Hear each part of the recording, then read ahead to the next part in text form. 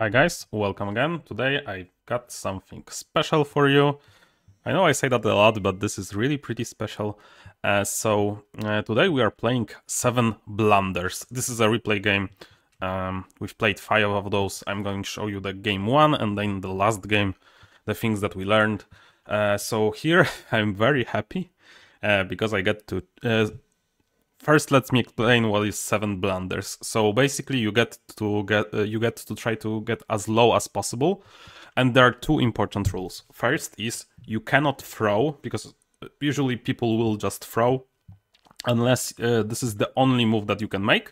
And the second one is that you cannot overpay your neighbors. You have to do the minimal pay required.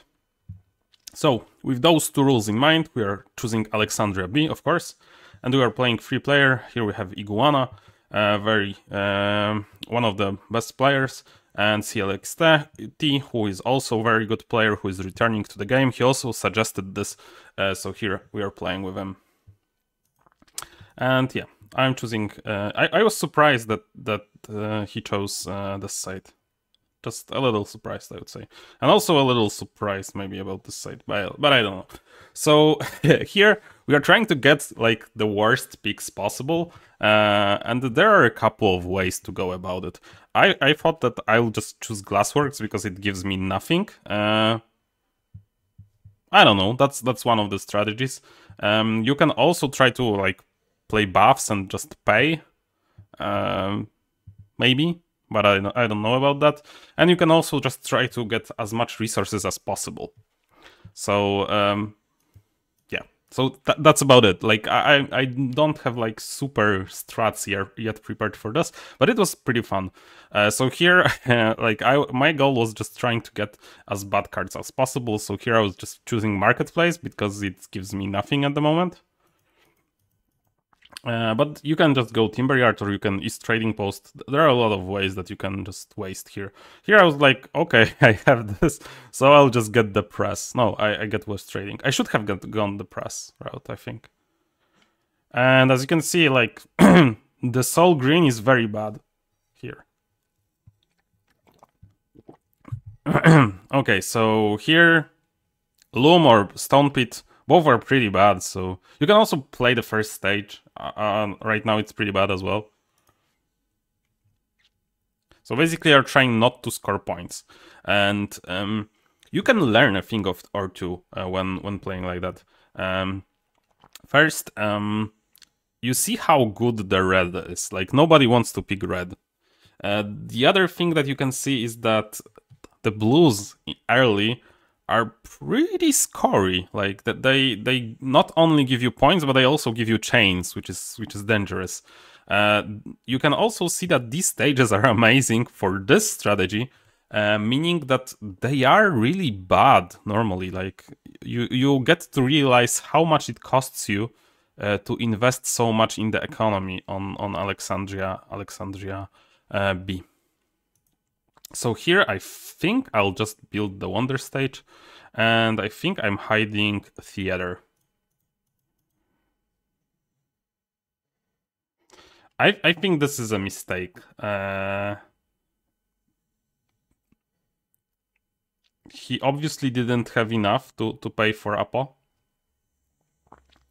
But yeah, that's tough. When you are leading red, it's tough in this mode. And here we are just building another stage. What I found out in this mode is that it's best to build green in the last stage, because they're the cards that save you in the last stage. So you kinda have to not play them early. Here I would love to play another Loom, but I can't, obviously. So I think I'm picking Press. Also, it's important to have money in the second round, because you want those doubles. They not only provide you with resources to buy those expensive green cards, they also take away your gold, which is also nice because gold is points. Here I was like, you know what I need? I need more gray, so I'll just pick another forum. But it's also important, you kind of try to have to throw, because throwing is so good, but it's not so easy to set up. I think I haven't managed to set up throw in this game, but obviously, like, my resources are pretty amazing. Here I go Vineyard because I have to. But Vineyard is normally not that bad if you can pay those resources back. That's kind of funny about the Vineyard. Here I think I went Dispensary, but I think I should have went Caravanserai. But I'm not sure. No, I went Caravanserai, okay. And as you can see, everybody will have like crazy amount of resources. Here I went School instead of Statue, and I think that's good. And they are in red. So bad. Here I was debating whether Courthouse is worse or Library, and I thought that Courthouse is actually worse, which means it's better. So I think I picked Courthouse. Because this is 3 points, but it chains into 2 things, and it makes the green in the last one worse, like better but worse. And here I get the best pick possible, which is Decorators Guild. You cannot beat that, and especially if you have to pay for that. In the last round, I think there is a strategy with... Oh, he had 2 reds. That's so unfortunate. There is a strategy in the last round with playing 3 reds. Like, just because 3 reds are actually pretty bad. But it's the best if no players has built red yet. Like, if you are saving them from winning red is actually much, much worse. Here I got the dream also of the Haven. Look how bad, and how bad I mean how good this Haven is. And here, as you can see, this Observatory is amazing for him. In this mode, one thing that I want to say is that the Scientist Guild on Boardgame Arena will work differently than in your normal games, because in Scientist Guild you can actually choose, so you can choose the worst one, but here it will pick the best one for you. So from this hand, I think I went Magistrates. Yeah, just paying others is so good because it lets them play cards also. Here, the thing that we do not want to take is the Lighthouse, but we can take University. We could actually pick Siege here. I think that might be a small mistake. But I think it doesn't matter. I'm so far ahead that I'm probably winning this game anyway. Yeah, we could definitely pick Siege. Here we have to pick the Senate, unfortunately. We cannot hide because we have the Decorators that will kill us.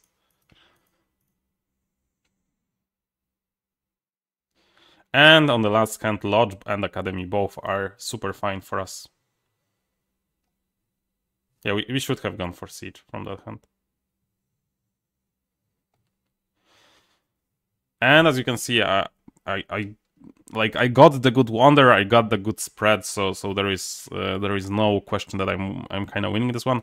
2 comments about that game, obviously the best wonder and very good spread, and also the balance of the wonders. Obviously the authors of 7 Wonders didn't balance them for this variant, so it's all over the place. Obviously some will be much better.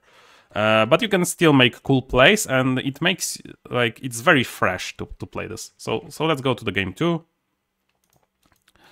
This time we have Rhodos, and I'm choosing this side, as I think it's worse. And, you know, by worse, I mean better for this.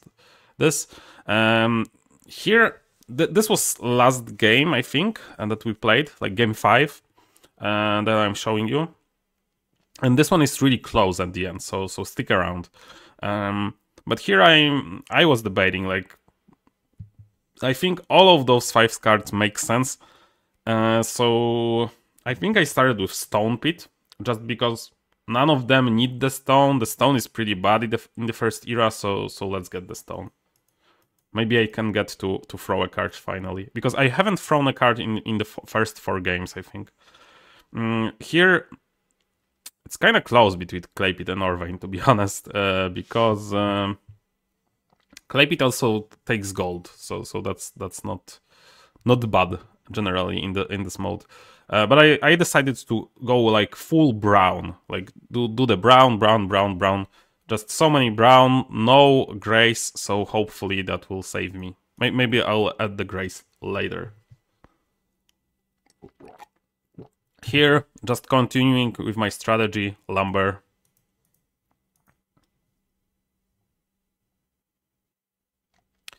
Here I was debating. There is a couple of lines that I can take, but I think I went with the glassworks.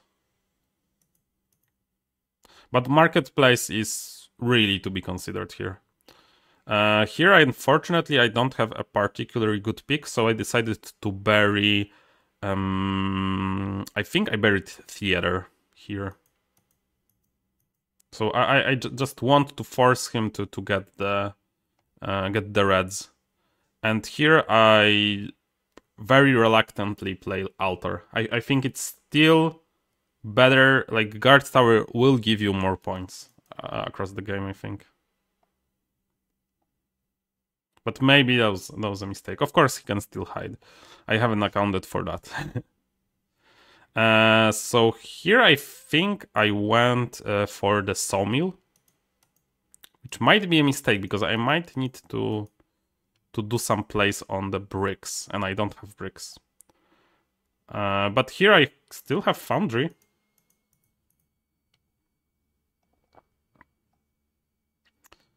And here I have the vineyard, which is actually pretty good in this position because I don't have much money, so this kind of saves me. And here, lab is pretty decent, I would say. It's pretty bad here, but loom is to be considered here. I think maybe this was a misplay. I still can probably give away the money, so I think loom here would make more sense. I think it's hard to play this bad sometimes. And here obviously courthouse is much worse, and again worse is better. And I as you can see, I already ran out of money, and I think that is a mistake. I think you want to have a pool of money going into round 3, so you can actually pick the worst cards. And here I guess, but I get my first throw. Actually, like, if I didn't not have money, like this is just good because of what's come here. So I guess I saved it kinda, but I think it was pretty random. Like.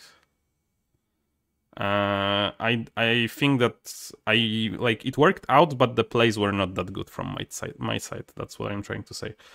So here, obviously, we see Academy, but I think the pick is Arena, actually. Fortunately, I do get some money back, so that's something.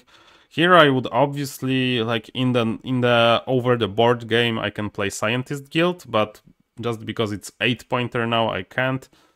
So I think I picked Arsenal. But again, this is where the no money thing doesn't help me, because I would love to actually build a wonder stage here.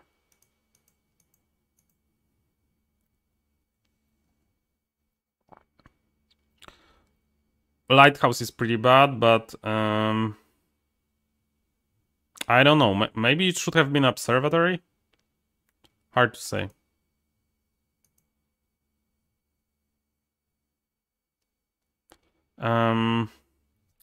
Here gardens, but again, I kind of have money problem. Like, I don't have money to buy the bad cards, nor the resources, so that's pretty bad.